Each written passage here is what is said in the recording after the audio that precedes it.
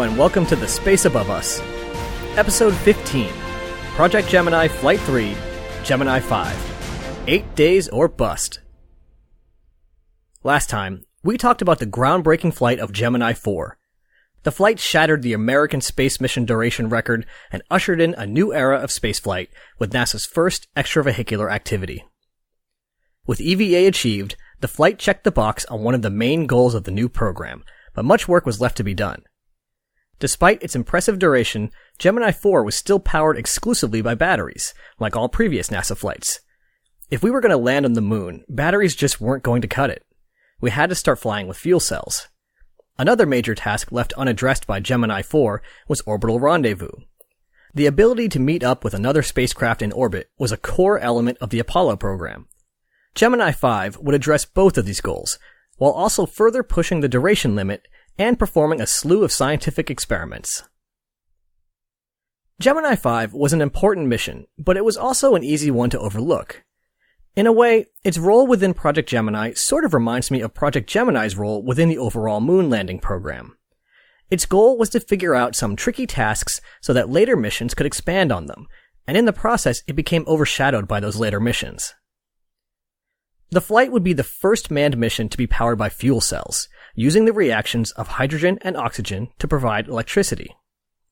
Fuel cells are far more efficient than batteries, so the mission would no longer be constrained to the 2 to 4 days of previous missions.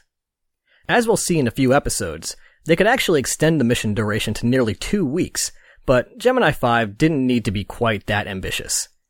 A mission length of 8 days was chosen to mimic the amount of time it would take to fly to the moon, spend a day there, and fly back. 8 days is a long time, but there would be plenty to keep them busy.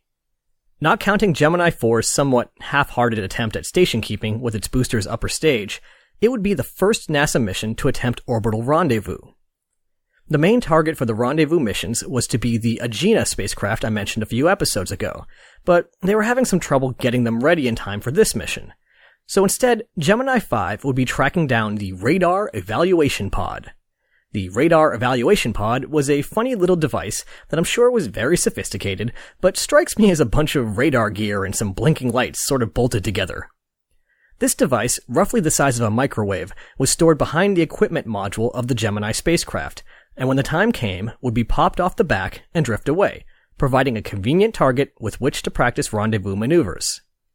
It didn't have a docking port, but it did have radar similar to that on the Agena, and would allow the astronauts to get in some critical rendezvous practice. Like all Gemini flights, Gemini 5 also carried a number of scientific experiments. Most of these revolved around various photography targets, which were convenient since the crew could perform these whenever they had any downtime. There were also some medical experiments largely concerned with the response of the human body to extended time in microgravity. One of these tested the ability for the astronauts to keep their bearings when they lacked a visual reference. Another tested a device intended to help the crew get back to normal quicker when returning to Earth. The device was essentially a big inflatable cuff, now imagine a blood pressure machine, that was worn around the pilot's thighs. The cuff would inflate for 2 minutes out of every 6. I think the idea here was to make the heart work a little harder while in the relaxing low-gravity environment, so that when it had to get back to work on Earth, it wasn't such a difficult transition. There were also a few other experiments that I won't take the time to get into. In fact, from this point on, you can pretty much assume that all flights will have a bunch of experiments that I won't really have time to get into. If anyone is really itching to know more about this stuff, let me know, and I can include a supplemental on orbital experiments. Gemini 5 would be commanded by our old friend and original Mercury 7 member, Gordon Cooper. We've talked about his backstory already, so I won't get into it again, but I will mention that with this flight he will become the first human to fly 2 orbital missions in space. This was his final spaceflight. Joining him in the right seat was pilot and first-time spacefarer and New 9 alum, Charles Pete Conrad. You may be wondering, as I certainly did, how Pete is a nickname for Charles. The answer is it isn't. His father wanted to name him Charles, his mother wanted to name him Peter, and the compromise was that his legal name was Charles, but everyone called him Peter. Whatever works, I guess. Pete Conrad is one of those guys that makes me wish I had a lot more time to work on this podcast, because there's just no possible way I can do him justice.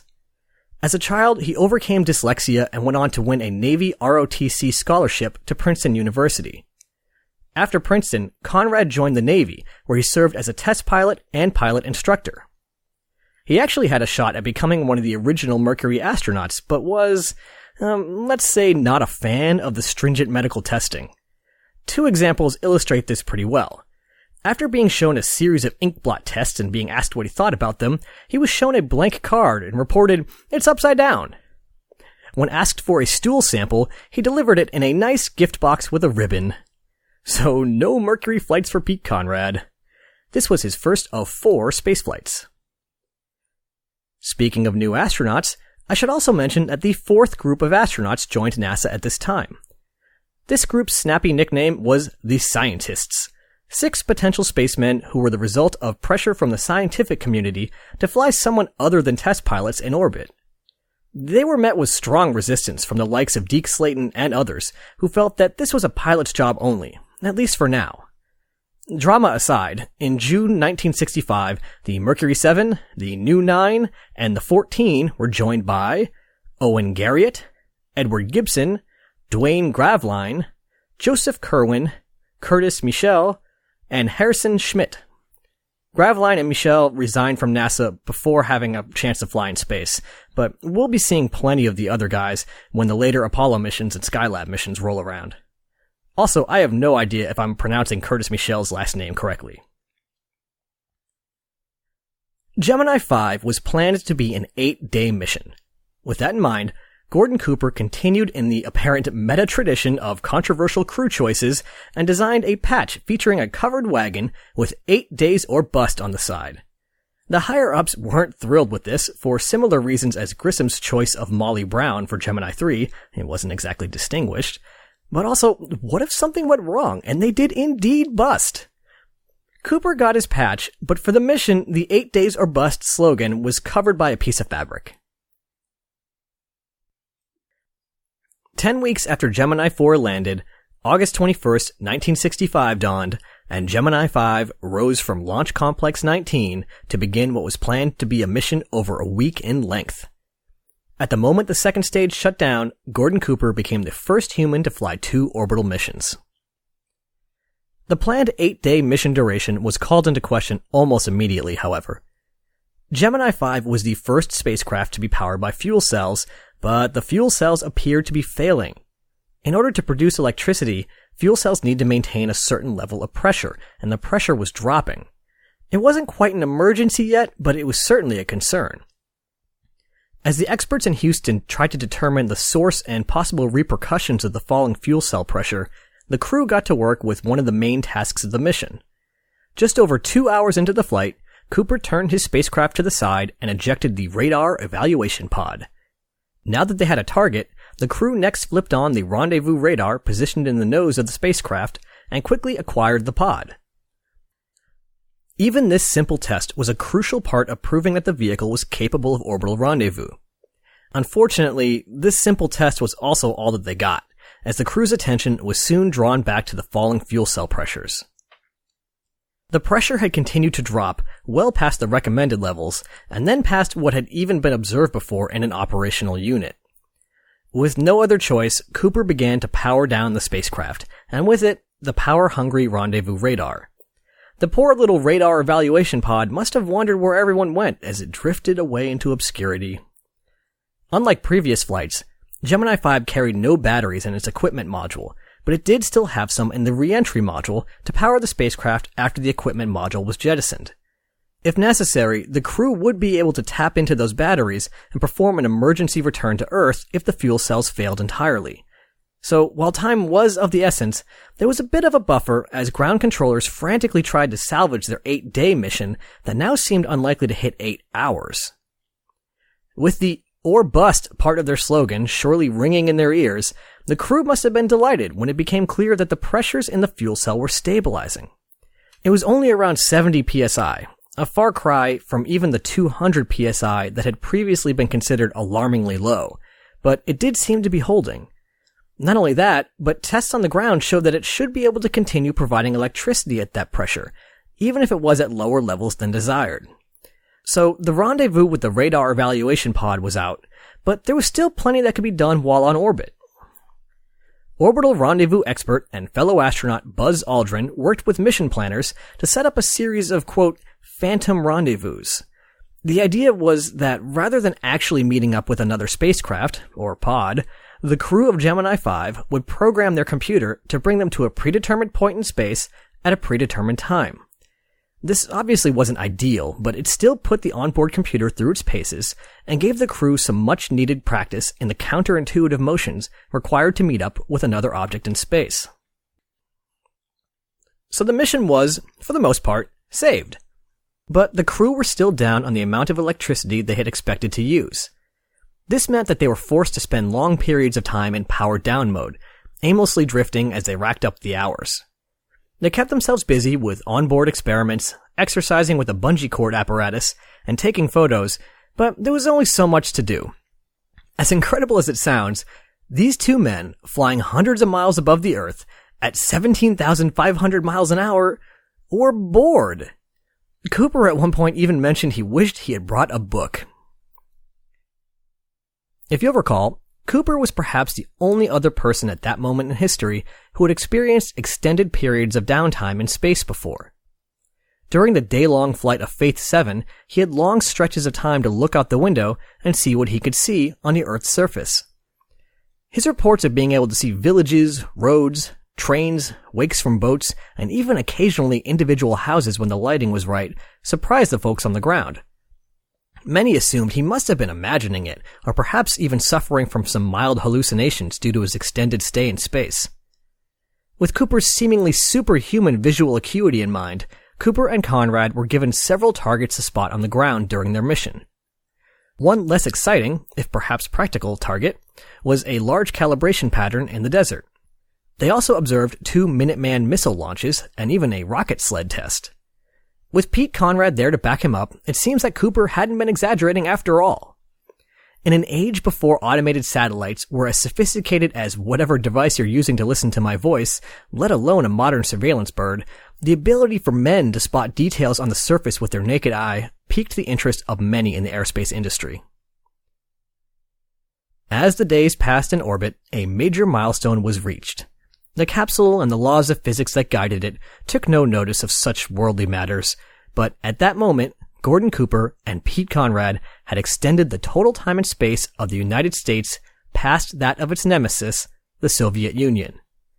We had taken the lead in the space race. And I think it's fair to argue that we never gave that lead back. The Soviets would make incredible strides with long-duration missions and space stations, but from here on out, it was Americans claiming the big firsts and Americans setting the big records. So buckle up, dear listeners. The good stuff is just getting started. Even record-breaking duration missions must come to a close. As the days ticked by, the thrusters had grown sluggish, records had been broken, and the crew had run out of experiments to perform. 7 days, 22 hours, and 55 minutes after launching, let's call it 8 days for short, Gemini 5 and its crew splashed down safely in the Atlantic Ocean. The Gemini guidance computer had performed flawlessly during re-entry, guiding the spacecraft exactly where it intended to go. So why is it that it splashed down 80 miles short of the planned landing site? The thing about spaceflight is that the details will always get you. The computer had been programmed to consider each day on Earth to be a 360-degree revolution. Except that's not quite how things work. For really complicated astronomical reasons that I'm not going to get into, look up sidereal day if you want to learn more, the proper number would have been 360.98 degrees. Lucky for the recovery crew, Cooper had noticed that they were lining up for an off-target landing. He wasn't aware of the cause of the problem, but he was aware that he could gain additional lift by banking his spacecraft and at least reduce the landing error as much as possible. Shortly after splashdown, the crew was on board the aircraft carrier USS Lake Champlain, likely eager to stretch their legs a bit after their lengthy stay in orbit. Extensive medical tests were to follow, surely to Pete Conrad's chagrin, but the news was mostly good. There was some concern about the rate of bone density loss and blood plasma loss, but within a few days, both crew members were back to their pre-flight conditions. It seemed to raise some concerns for even longer missions, but 8 days was all that you really needed for the moonshot. And besides, the experimental pressure cuff apparatus did seem to help Pete Conrad recover slightly quicker than Gordon Cooper. Despite all its difficulties, Gemini 5 was a wildly successful mission and accomplished all of its goals, only missing out on an experiment involving photography of the radar evaluation pod. They had proven the techniques of rendezvous, albeit with a phantom partner, and proved that humans could survive for the time required to get to the moon and back. The pieces of the puzzle were coming together. I'd like to take a moment here to discuss the departure and later adventures of Gordon Cooper.